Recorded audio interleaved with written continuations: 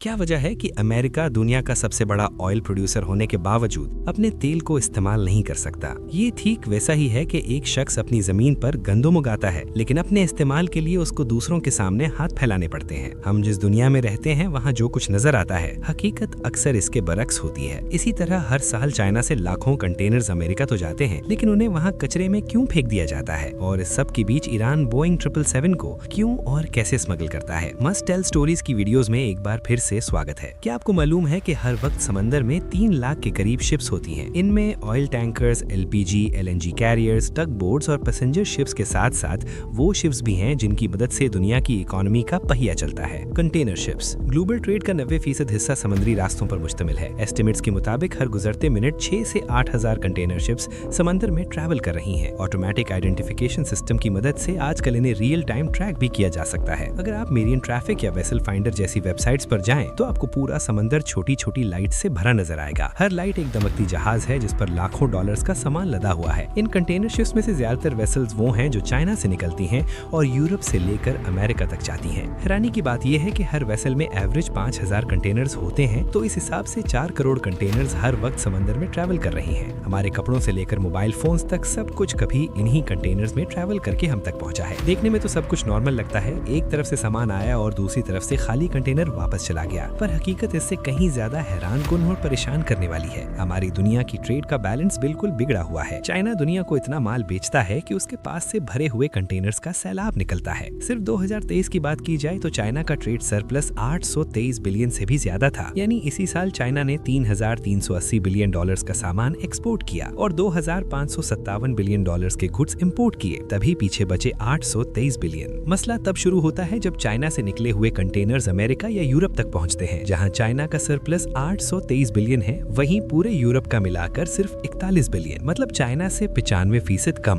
पर जब यही कंटेनर्स अमेरिका पहुंचते हैं तो यहाँ सब कुछ बिगड़ा हुआ है। अमेरिका दुनिया का सबसे बड़ा कंज्यूमर है, यानी यहाँ इंपोर्ट और एक्सपोर्ट का बैलेंस ही नहीं है। अमेरिका इंपोर्ट ज्यादा करता है और एक्सपोर्ट कम, जिसका मतलब है कि यहाँ कंटेनर्स जाते तो ज्यादा हैं, लेकिन वहाँ से वापस भेजने के लिए इतना माल ही नहीं होता। यूएस पोर्ट्स पर आने वाले कंटेनर्स में से सिर्फ 40% ही भरे हुए वापस जाते हैं। तो सवाल पैदा होता है कि फिर बाकी 60% कंटेनर्स जाते कहाँ हैं? आपको लग रहा होगा कि बाकी कंटेनर्स खाली वापस लौटते होंगे, पर ऐसा नहीं है। वो कंटेनर्स पूरे अमेरिका में जंक यार्ड्स में सड़ रहे हैं। ऐसा इस वजह से होता है क्योंकि खाली कंटेनर को वापस चाइना तक भेजने में तकरीबन $3000 का खर्चा आता है, और इसके अलावा ये खाली डब्बा जहाज में वो जगह घेरता है जिसमें भरा हुआ कंटेनर जा सकता है, जिसमें लाखों डॉलर्स का सामान है। यही वजह है कि चाइना को $3000 की यूज्ड कंटेनर की जरूरत ही पेश नहीं आती, क्योंकि वही कंटेनर चाइना दोबारा $2000 में तैयार कर लेता है। हर साल 25 लाख नए कंटेनर्स बनाए जाते हैं, जबकि पुराने कंटेनर्स की भी कोई कमी नहीं है। तो अब सवाल पैदा होता है कि यूएस और यूरोप में फंसे हुए खाली कंटेनर्स का आखिर क्या किया जाता है? बहुत से कंटेनर्स को सस्ती स्टोरेज या कंस्ट्रक्शन साइट्स के लिए बेच दिया जाता है। आजकल इनसे घर और ऑफिसेज भी बनाए जाते हैं, और जब कुछ नहीं बचता तो इन्हें पिघलाकर स्टील निकाल लिया जाता है, क्योंकि एक कंटेनर में लगभग 2 टन स्टील होता है। अगली बार जब आप किसी पोर्ट के पास से गुजरे और वहाँ स्टील कंटेनर्स एक दूसरे के ऊपर स्टैक हुए देखें, तो याद रखिएगा ये सिर्फ कचरा नहीं बल्कि दुनिया की बिगड़ी हुई इकोनॉमी की एक अनोखी कहानी है।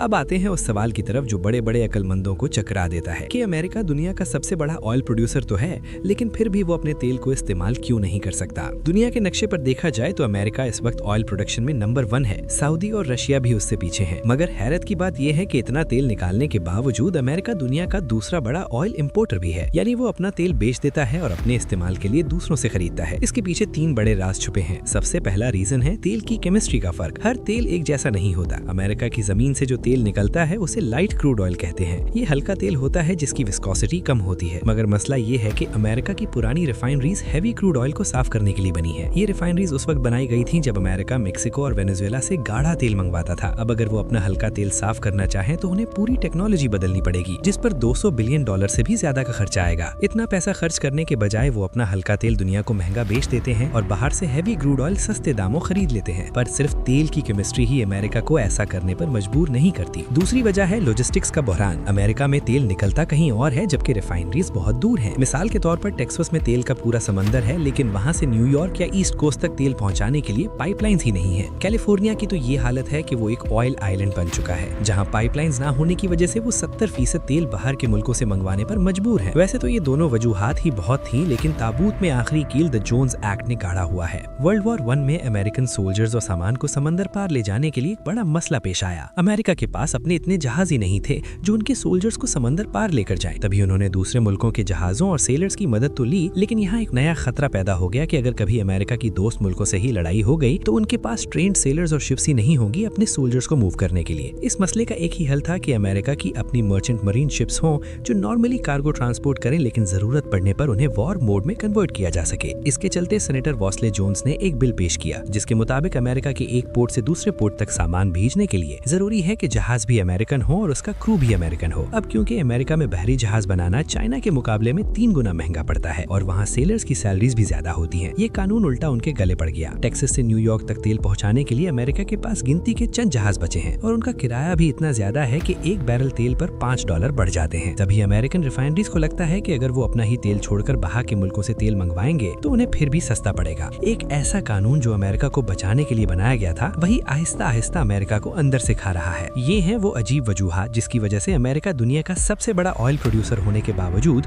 दूसरों का मोहताज है। अमेरिका की इस मोहताजी से हटकर अगर ईरान की मोहताजी की बात करें तो अमेरिका ने ईरान पर बरसों से सैंक्शंस लगा रखी हैं। इन सैंक्शंस के चलते ईरान अमेरिका और फ्रेंड्स ऑफ अमेरिका से ना कोई चीज खरीद सकता है ना बेच सकता है। लेकिन ईरान की महान एयर में आपको अमेरिकन और यूरोपियन जहाजों की बड़ी फ्लीट नजर आएगी। तो यहाँ सवाल पैदा होता है कि आखिर ईरान बोइंग 777 को कैसे स्मगल करता है। 2024-25 में ईरान ने दुनिया को तब हैरतज़दा छोड़ दिया जब उनके पास 5 बोइंग 777 जहाज अचानक नमूदार हुए। ये सब मुमकिन हुआ कई सालों की प्लानिंग से। ऑस्ट्रेलिया में एलिस स्प्रिंग्स रेगिस्तान में एक बहुत बड़ा जहाजों का कब्रिस्तान है जिस पर ईरान की नजर टिकी थी। वहाँ सिंगापुर एयरलाइंस के 5 पुराने पर काबिले इस्तेमाल बोइंग 777 खड़े थे। ईरान सीधा वो जहाज नहीं खरीद सकता था। तभी एक अमेरिकन बेस्ड आयरन एविएशन नामी कंपनी के जरिए ये जहाज खरीदे गए। फिर ये जहाज चाइना ले जाए गए जहाँ से इन्हें मेडागास्कर की एक फर्जी कंपनी उडॉन एविएशन को बेच दिया गया। इन कंपनीज का कोई वजूद नहीं था, सिर्फ कागजों पर थी ताकि यूएस की नजर से बचा जा सके। जब जहाज मेडागास्कर के फ्लैग तले रजिस्टर हो गए तो अमेरिका की फेडरल एविएशन एडमिनिस्ट्रेशन का कंट्रोल खत्म हो गया। फिर ये जहाज कंबोडिया लाए गए। कंबोडिया एक ऐसा मुल्क है जहाँ एविएशन के रूल्स इतने सख्त नहीं है। यहाँ ये जहाज दुनिया की नजरों से ओझल हो गए। जुलाई 2025 में इन जहाजों ने कंबोडिया से कीनिया जाने के लिए फ्लाइट प्लान फाइल किया। दिखाया गया कि ये कीनिया में मेंटेनेंस के लिए जा रहे हैं, लेकिन जैसे ही वो अफगानिस्तान की एयर स्पेस में पहुंचे जहां तालिबान की मॉनिटरिंग काफी कमजोर है, इन्होंने अपने ट्रांसपॉन्डर्स बंद कर दिए। रेडार से गायब होने के बाद ये जहाज कीनिया जाने के बजाय रास्ता बदलकर ईरान के मुख्तलिफ शहरों चाबहार,